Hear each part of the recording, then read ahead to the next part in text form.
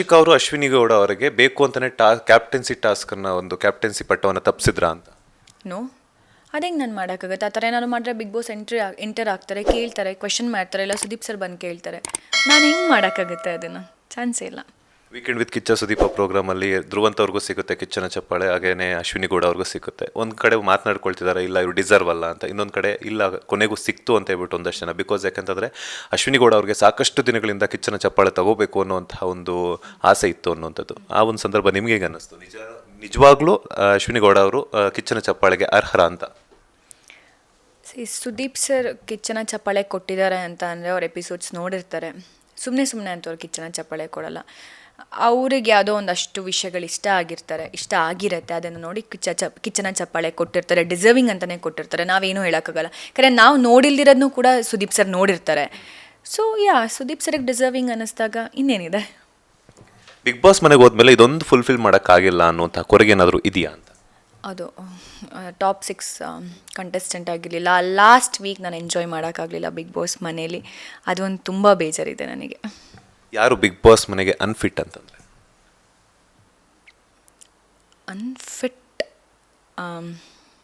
Unfit ಅಂತೆಲ್ಲ ಹೇಳಲ್ಲ ನಾನು. ಹೇಳಿದರೆ ಬಿಗ್ ಬಾಸ್ ಮನೆಯಿಂದ ಆಚೆ ಬರಬೇಕು ಇವಾಗ ಅಂತೆಲ್ಲ ಹೇಳಿದರೆ ಕಾವ್ಯ ಮತ್ತು ರಕ್ಷಿತಾ. ಕಾವ್ಯರು ಎಲಿಮಿನೇಟ್ ಆಗಬೇಕಾಗಿದ್ದಂಥವ್ರು ಅನ್ಫಾರ್ಚುನೇಟ್ಲಿ ರಾಶಿಕಾ ಅವ್ರು ಎಲಿಮಿನೇಟ್ ಆದರು. ಸೊ ಎಲ್ಲೋ ಒಂದು ಕಡೆ ಒಂದಷ್ಟು ಜನ ಮಾತನಾಡ್ಕೊಳ್ತಾ ಇದ್ದಾರೆ. ಬಿಕಾಸ್ ಯಾಕಂದರೆ ಟಾಸ್ಕಲ್ಲಿ ತುಂಬ ಚೆನ್ನಾಗಿ ಆಡ್ತಿದ್ರು ಅನ್ನೋ ಒಂದು ಕಡೆ. ಕಾವ್ಯ ಅವ್ರು ಏನೂ ಮಾಡ್ತಿಲ್ಲ, ಸೊ ಕಾವ್ಯ ಅವ್ರು ಬರಬೇಕಿತ್ತು ರಾಶಿಕಾ ಅವ್ರ ಬದಲಿಗೆ ಅಂತ ಹೇಳ್ಬಿಟ್ಟು ಒಂದಷ್ಟು ಕಮೆಂಟ್ಸ್ ಹರಿದಾಡ್ತಿದೆ. ಏನು ಹೇಳ್ತೀರಾ? ಗೊತ್ತಿಲ್ಲ, ಯಾಕಂದರೆ ಆ ವೀಕ್ ಎಕ್ಸ್ಪೆಕ್ಟ್ ಕೂಡ ಮಾಡಿರಲಿಲ್ಲ ನಾನು ಎಲಿಮಿನೇಟ್ ಆಗ್ತೀನಿ ಅಂದ್ಕೊಂಡು. ತುಂಬ ಕಾನ್ಫಿಡೆಂಟ್ ಆಗಿರ್ತೀನಿ ನಾನು ಈ ವಾರ ಹೋಗಲ್ಲ, ಫಿನಾಲೆ ಮುಗಿಸ್ಕೊಂಡೆ ನಾನು ಹೋಗ್ತೀನಿ ಅಂದ್ಕೊಂಡು. ಆ ಎಲಿಮಿನೇಷನ್ ನನಗೂ ಕೂಡ ಸರ್ಪ್ರೈಸಿಂಗೆ. ಬಟ್ ನನಗೇನೂ ಹೇಳೋಕ್ಕಾಗಲ್ಲ ಯಾಕೆ ಎಲಿಮಿನೇಟ್ ಆದೆ, ಏನು ರೀಸನ್ ಅಂತ ನನಗೇ ಗೊತ್ತಿಲ್ಲ ರೀಸನ್. ಆಡಿಯನ್ಸಿಗೇನೋ ಏನು ಅನ್ನಿಸ್ತೋ ಗೊತ್ತಿಲ್ಲ, ಓಟ್ ಜಾಸ್ತಿ ಮಾಡಿಲ್ಲ, ಎಲಿಮಿನೇಟ್ ಆದೆ ಅಷ್ಟೇ. ಹೊರಗಡೆ ಬಂದಮೇಲೆ ಗಿಲ್ಲಿಯವರ ಕ್ರೇಜ್ ಅಂತೂ ನೋಡಿರ್ತೀರ. ಯಾಕಂತಂದರೆ ಒಂದು ಸೋಷಿಯಲ್ ಮೀಡಿಯಾದಲ್ಲಿ ಒಂದಷ್ಟು ಕಮೆಂಟ್ಸ್ ಆಗಿರ್ಬೋದು, ಅವರ ಕ್ರೇಜ್ ಬಗ್ಗೆ ಆಗಿರ್ಬೋದು, ಒಂದಷ್ಟು ವೀಡಿಯೋಸು ಟ್ರೋಲ್ ಪೇಜಸ್ ಎಲ್ಲ ನೋಡಿದೆ. ಹೆಂಗೆ ಅನ್ನಿಸ್ತು ಅಂತ?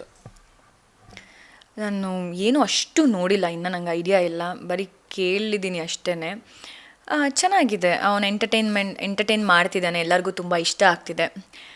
ಸೊ ತುಂಬ ಪ್ರೀತಿಸ್ತಿದ್ದಾರೆ ಅವನನ್ನು ಅಂತ ಅನ್ನಿಸ್ತು. ಅಷ್ಟೊಂದು ನನಗಿನ್ನ ಐಡಿಯಾ ಇಲ್ಲ ಅದ್ರ ಬಗ್ಗೆನೂ. ಗಿಲ್ಲಿಯವರಿಗೆ ಮೈಲೇಜ್ ಸಿಗ್ತಾ ಇರೋದೇ ಅಶ್ವಿನಿ ಗೌಡ ಅವರಿಗೆ ಟ್ರಿಗರ್ ಮಾಡ್ತಿರುವಂಥದ್ದು ನಿಜನಾ? ಆ ಥರ ಎಲ್ಲ ಒಬ್ಬರಿಂದ ಒಬ್ರಿಗೆ ಮೈಲೇಜ್ ಸಿಗುತ್ತೆ ಅನ್ನೋದೆಲ್ಲ ನಾನು ನಂಬಲ್ಲ ಅಲ್ಲಿ. ಆ್ಯಂಡ್ ಅವರಿಬ್ಬರು ಮಧ್ಯೆ ಅದೇನೋ ಗೊತ್ತಿಲ್ಲ, ಕ್ಯಾಟ್ ಫೈಟ್ಸ್ ನಡೀತಾನೆ ಇರುತ್ತೆ, ಟಾಮ್ ಆ್ಯಂಡ್ ಜೆರಿ ಥರ. ಇವ್ರು ಸುಮ್ಮನಿದ್ದಾಗ ಇವ್ರು ಸುಮ್ಮನಿರಲ್ಲ, ಇವ್ರು ಸುಮ್ಮನಿದ್ದಾಗ ಇವ್ರು ಸುಮ್ಮನಿರಲ್ಲ. ಬಟ್ ಇವರಿಂದ ನಂಗೆ ಅವ್ರಿಗೆ ಮೈಲೇಜ್, ಅವರಿಂದ ಇವ್ರಿಗೆ ಮೈಲೇಜ್ ಆ ಥರ ಏನಿಲ್ಲ. ಆ್ಯಂಡ್ ಫಸ್ಟ್ ಆಫ್ ಆಲ್ ಎಲ್ಲರೂ ಅಲ್ಲಿ ಸ್ಕ್ರೀನ್ ಸ್ಪೇಸ್ಗೆ ಅಂತಲೇ ಹೋಗಿರ್ತಾರೆ, ನಾವು ಕಾಣಿಸ್ಕೊಳ್ಬೇಕು ಅಂತ. ಅದ್ರ ಮಧ್ಯೆ ಅವ್ರು ಜಗಳ ಮಾಡ್ತಿದ್ದಾರೆ, ಹೈಲೈಟ್ ಆಗ್ತಿದ್ದಾರೆ ಅಂದರೆ ಅವ್ರಿಗೆ ಪ್ಲಸ್ ಪಾಯಿಂಟ್ ಅಲ್ವಾ ಅದು. ಎಲ್ಲ ಒಂದು ಕಡೆ ಕಾವ್ಯ ಅವರಿಂದ ಗಿಲ್ಲಿಗೆ ಮೈನಸ್ ಆಗ್ತಿದೆಯಾ ಪ್ಲಸ್ ಆಗ್ತಿದೆಯಾ ಅಂತ? ಅದು ನಮ್ಗೆ ವೀಕೆಂಡಲ್ಲಿ ಹೇಳ್ದಾಗಲೇ ಗೊತ್ತಾಗಿದ್ದು, ಸ್ವಲ್ಪ ಮೈನಸ್ ಆಗ್ತಿದೆ, ಅವ್ರು ಆಟ ಆಡೋಕ್ಕೆ ಬಿಡಿ ಅಂತೆಲ್ಲ ಸುದೀಪ್ ಸರ್ ಹೇಳ್ದಾಗಲೇ ಗೊತ್ತಾಗಿದ್ದು. ಅಲ್ಲಿ ತನಕ ನಮಗೂ ಐಡಿಯಾ ಇರಲಿಲ್ಲ. ಯಾಕಂದರೆ ಒಬ್ಬೊಬ್ಬರು ಒಂದೊಂದು ಕಾರ್ನರ್ಸಲ್ಲಿ ಕೂರ್ತಿರ್ತೀವಿ, ಎಲ್ಲೆಲ್ಲಿ ಏನೇನು ಡಿಸ್ಕಷನ್ಸ್ ಆಗ್ತಿದೆ ಅನ್ನೋದು ಗೊತ್ತಿಲ್ಲ, ಯಾರ್ಯಾರು ಏನೇನು ಮಾತಾಡ್ತಿರ್ತಾರೆ, ಹೇಗೆ ಏನು ಆಗ್ತಿರೋದು ಅನ್ನೋ ಐಡಿಯಾ ಇರಲ್ಲ. ನಾನು ಸುದೀಪ್ ಸರ್ ಬಂದು ಹೇಳ್ದಾಗಲೇ ಗೊತ್ತಾಗೋದು. ಸೊ ಅದು ಹೇಳಿದ್ದಾರೆ ಅಂದರೆ ಅವ್ರು ಕರೆಕ್ಟ್ ಮಾಡ್ಕೊಳ್ಬೇಕಿತ್ತು. ಸೊ ಇವಾಗ ಕಾಲ ಮಿಂಚೋಗಿದೆ, ಇವಾಗ ಏನು ಸರಿ ಮಾಡ್ಕೊಂಡ್ರು ಸರಿ ಮಾಡ್ಕೊಳಕ್ಕೆ ಹೋದರೂ ಆಗಲ್ಲ. ದೇ ಇಸ್ ನೋ ಟೈಮ್ ಆ ಚೇಂಜಸ್ಗೆ. ಓಕೆ, ಎಷ್ಟು ಖರ್ಚು ಮಾಡಿದ್ರಿ ಬಿಗ್ ಬಾಸ್ ಹೋಗೋದಕ್ಕೆ? ಏನೆಲ್ಲ ತೊಗೊಂಡು ಹೋಗಿದ್ರಿ ಅಂತ? ಖರ್ಚು ಅಂದರೆ ತುಂಬ ಏನೂ ಮಾಡಿಲ್ಲ, ಏನೊಂದು ಸ್ವಲ್ಪ 1.5 ಈ ಥರ ಏನೋ ಬಟ್ಟೆಗಳು ಶಾಪ್ ಮಾಡಿದ್ದು. ಎಲ್ಲ ಮಿಕ್ಕಿದ್ದು ನನ್ನ ತಮ್ಮ ನಮ್ಮಮ್ಮ ನೋಡಿಕೊಂಡ್ರು ಅಷ್ಟೇ.